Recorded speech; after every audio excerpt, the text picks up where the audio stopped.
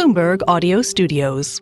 Podcasts, radio, news. You're listening to Bloomberg Businessweek with Massar and Tim Stenovec on Bloomberg Radio. You may remember back in July, the day that President Joe Biden said he would no longer run for president, some of America's most prominent black women across politics, business, and entertainment joined thousands of their peers to galvanize support for Vice President Kamala Harris. They raised $1.5 million in just 3 hours. Check this out. About 44,000 black women, including Representative Maxine Waters of California, other lawmakers, including Joyce Beatty and Jasmine Crockett, talked of rallying behind Harris for the U.S. presidential election case against Donald Trump, presidential election against Donald Trump this November. It was an incredible outpouring of a number of people in a very short period of time. I think a lot of people were surprised, but I would guess that our next guest is not so surprised. Dr. Kerry Mitchell Brown is a cultural architect and equity strategist. She joins us here in the Bloomberg Interactive Brokers studio. Good to see you, Doctor. Thanks for joining us today. Before we get to the phenomenon that we see playing out across the country and that you've been studying for years, talk a little bit about what cultural architect and equity strategist means. First of all, it is a pleasure being here. Thank you so much. A cultural architect and equity strategist. I go into organizations and try to make them better, right? Looking at their culture. So it's not just about changing the people who are sitting at the table. It's changing policies, making sure that people feel like they belong, making sure that everyone's contributions are valued regardless as to where they work at in the organization, how long that they're being there, and more importantly, that there are high levels of respect. The reason I brought up what happened on that one day in late July, that Sunday, is because you argue that there's this emerging power shift to black women and women in general that you've observed. Yes, there is. It has been for some time, but the world has seen it operationalize. Often in our space as equity practitioners, we hear that you have to give up something in order for other people to have space. Inclusive leadership looks exactly like what happened there. Joe Biden made an assessment that what's required right now he could not provide in his leadership, so he transferred his leadership to a very capable black woman who has been in the trenches and demonstrated that she has a lived experience to lead in this moment and beyond. And that's what is required. And he did that very, very well. Or a number of people who supported and rallied behind him, but he did it very well, and it came off as very powerful and very transformative, and others can take up that practice in moving when their leadership no longer meets the moment. What is the next phase of this power shift towards women? I guess, how do we keep this momentum going? Because now we do have, a black woman kind of front and center stage. How do we kind of keep that continuing?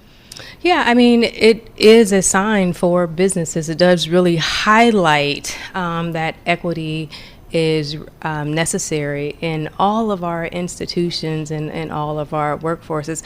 Ketanji Jackson Brown, I mean, she's at the pinnacle in her career as well. Supreme Court Justice. Supreme Court Justice, absolutely. We saw a lot of that happening when she was finally confirmed, as well.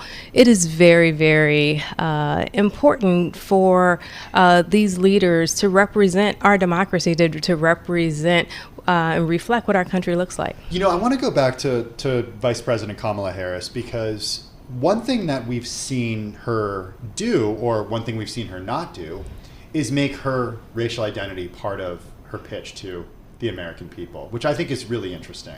Yeah. She's not making that front and center with the campaign. Certainly, former President Trump did that about 4 or 5 weeks ago at that event in Chicago. Right. But she has not made that a big part of her campaign. No, she has not made that a big part of her campaign, and it's not her only identity either. She's American, she's a woman, she is multiracial, and she is representing. When she accepted her nomination speech, she represents all people, and she talked about doing that for her entire career of the people. Right? And most women who lead organizations, who lead corporations, who lead labor unions, who lead think tanks, they don't lead as I'm a black woman president, I'm a black woman leader. We have two women currently who are black that lead Fortune 500 companies. They don't lead with I am a black woman CEO. No, I am the CEO of the company. That's a tiny number. It's so tiny. So tiny. That is not representative of. It is not representative of the U.S. population at all. There's a lot of work that needs to be done there. But my example is still the same, that they don't lead with I am a black woman leader. I am a leader. A proven leader. So what groups do you target in your work as a cultural architect and equity strategist?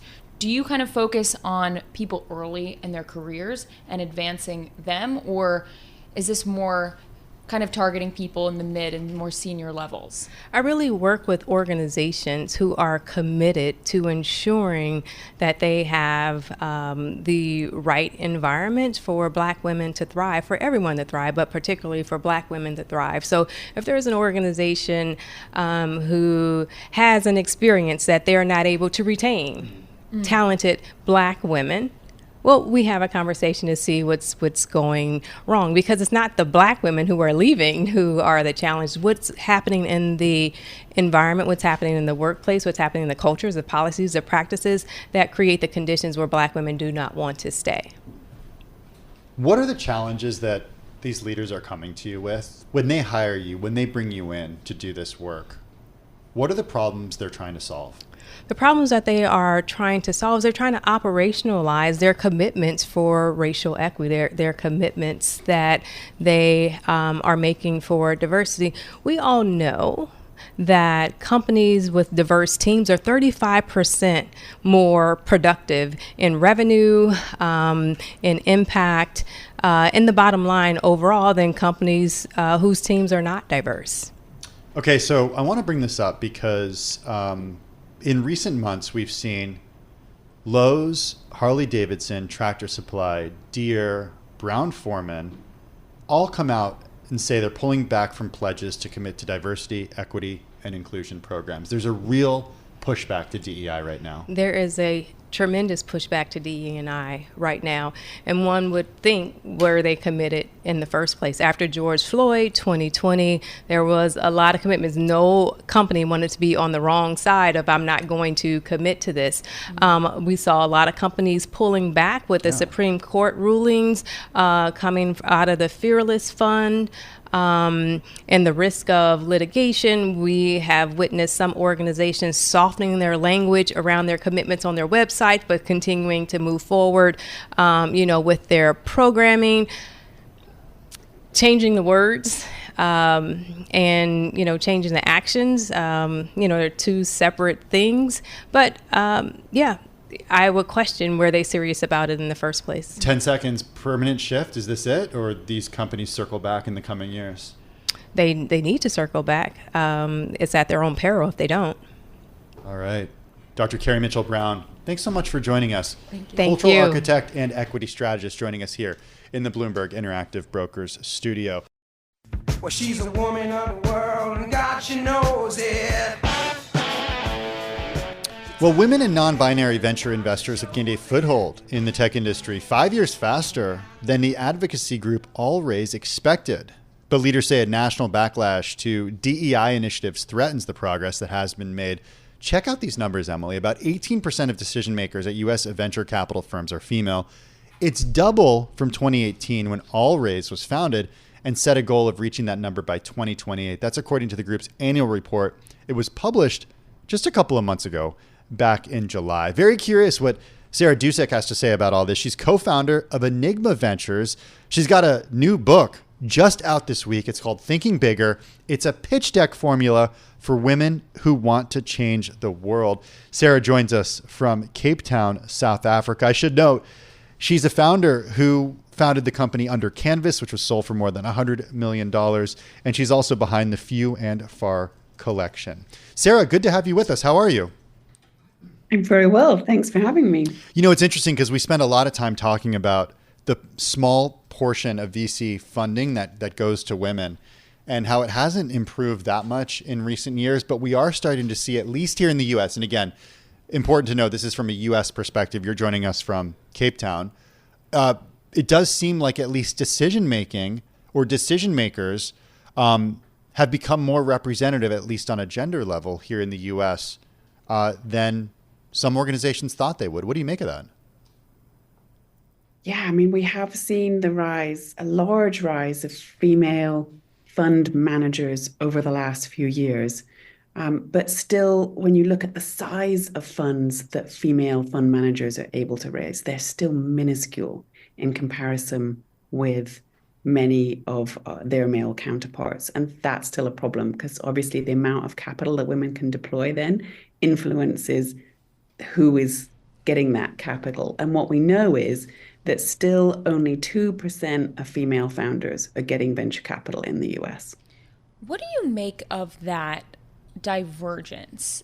Is there anything that kind of explains that really large gap between who gets funding and who doesn't? Well, venture capital historically has been a big boys club, right? So if men are typically doing the investing, then inherently we invest in people. All of us are prone to invest in things that we like, things that we can understand, things that we can connect with, people that we can connect with. We're prone to want to invest in people like us. And so if only men are doing the investing, we're likely to see a lot more men getting investment than women. And largely, women have been left behind of the conversation about what it takes to be investable. And if you think historically, you know, it was 1988 that women could have a bank loan, a business bank loan for the first time. Hold on. That's not long ago. Wait, is that in the US? Yes. It was 1988 when a woman could have a bank loan for her business in the US that did not have to be countersigned by her partner or husband, a male counterpart of some kind. Wait, Emily, go ahead, Emily. No, I was just saying, like, that's really surprising. Horrified as I am. I mean, yeah. It's like, that's we pretty both crazy. weren't even alive, right, Tim? Rude. I was alive then. You weren't. She always tries But that's part of our history, and that's part of the gap that we've got. That, you know, it's been more challenging for women to grow and scale businesses, and largely women have not been in the loop about what investable looks like. And that was part of the reason for writing the book, was to demystify the capital stack, demystify what it takes to be investable, because we also know that only 2% of women ever build businesses that do more than $1 million in revenue every year. So we've got a chicken and egg scenario there. We don't have enough women at the funding table, which we know is improving slowly, but the amount of access to capital that even those female fund managers have is minuscule. But we also know that women are not building the kind of businesses that could be investable. So, but of course, you need capital to build the kind of business that could be investable. So yeah, we've go got ahead. this sort of vicious circle. Well, talk about the vicious circle, because in your book, you start out the book by writing about what the heart of the problem is. What is the heart of the problem? The heart of the problem is not enough women are building big businesses.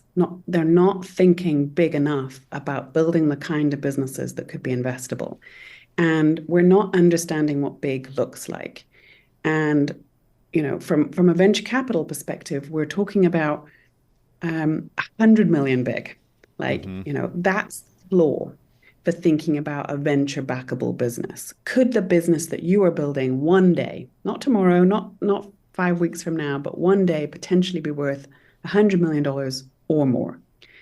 And that's what we've got to sort of help women understand. What does that look like? How could you build a business that has that kind of potential? So And that's not just tech businesses. Yeah, so We can give us build your any give kind us of your business. story from early on in your career, when it came to your idea with relation to what you did in Montana.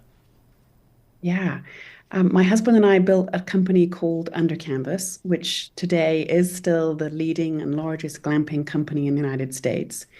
And we did not build a tech company, but we did build a company that became worth well over $100 million. And when I started my company, I had no idea what venture capital was. I didn't really have a lot of concepts that, if you were going to build a business, that maybe you might need some investment or that you would need investors to come alongside you and build it. And I was very green and very not clear about what that looked like. But I had a business that had the potential to scale. And I could see the reality of what we were building and the demand for what we were creating was there. But I had to learn the hard way about venture capital, raising money, and there were so many things I didn't know. And I thought that was me.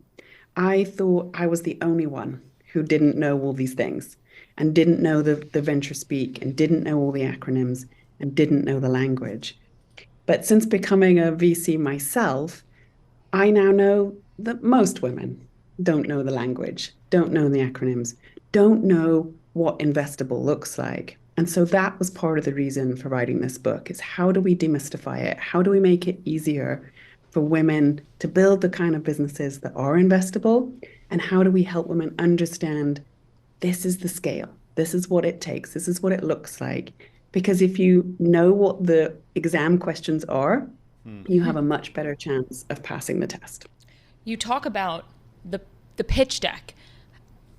How important is that stage of the process for, a founder kind of starting out?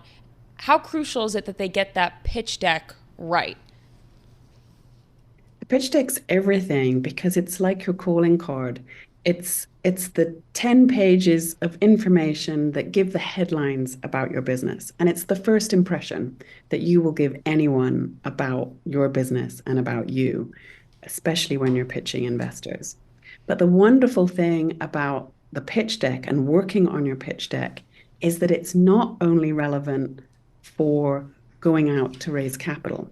It's also really relevant for helping you work on your business and helping you think about what are the building blocks of scale. And so the book unpacks the pitch deck to be able to help you write a fantastic pitch deck to go out and raise money.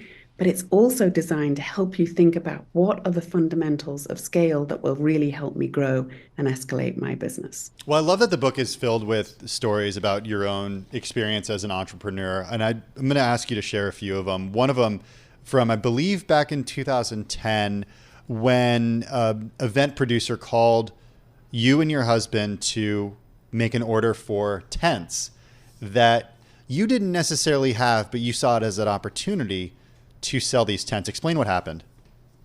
Yeah, that was a really pivotal moment in our business journey. We were in the very, very early days of the business, and we received a call from an event producer that said, I love your tents. I love what you're doing. And I'm doing a music festival in New York, and I would love you to provide the tents for the business. And of course, we did not have 150 tents, which was what they were asking us for.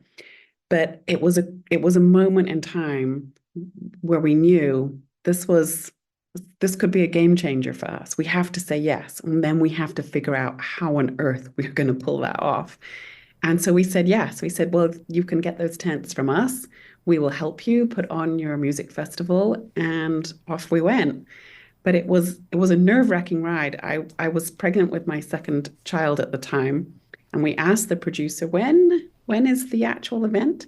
And it was the same week as my due date with our child. And my husband and I looked at each other and said, well, we still got to do it. We still got to find a way to pull this off and make this happen. And that contract that we won was a complete game changer for our business. I want to get right back to Sarah Dusek, co-founder of Enygma Ventures. She joins us from Cape Town, South Africa. She's got a new book out. It's called Thinking Bigger, a pitch deck formula for women who want to change the world. She also founded and was CEO of Under Canvas, which was sold a few years ago for more than $100 million. Sarah, I want to start or continue the interview with you by hearing more about your story, because you started your career not as an entrepreneur, but as an aid worker, and found yourself after a few years burnt out with that. Tell us a little more about how you started your career. Yeah, I was always very keen on saving the world, and I really believed I could. And I spent the first 8 years of my career, as you said, working for NGOs, because I believed that non-profit vehicles were the only vehicles that could do good. But now I know different. And after 8 years of hard grind and not making enough of a dent in any of the problems that we were trying to solve, I went back to the drawing board, burnt out, and thought there has to be another way. There has to be a different way to solve some of the world's biggest problems. And what I realized was that the vehicle that is designed to solve problems is actually business. The very heart of doing business is about solving a specific problem for a specific user that has to be sustainable because it has to make money. Otherwise, it's not going to exist very long. So, which really, really revolutionized my thinking around, could business be a vehicle for driving change, solving problems, doing good, moving us forward one step at a time, which launched my career into business, because I realized, well, if I believe that, then I should get in the ring and I should figure out, is it possible to do good? Is it possible to use business as a vehicle for moving the world forward? It seems like you have a really good kind of positive mindset. And even the title of the book, Thinking Bigger, kind of has to do with this idea that if you put your mind to something, you can achieve it. Without spoiling the book, I'm wondering, what kind of tactics do you give to aspiring women entrepreneurs about really changing that mindset and pivoting the mindset towards one that is focused on being successful and being confident?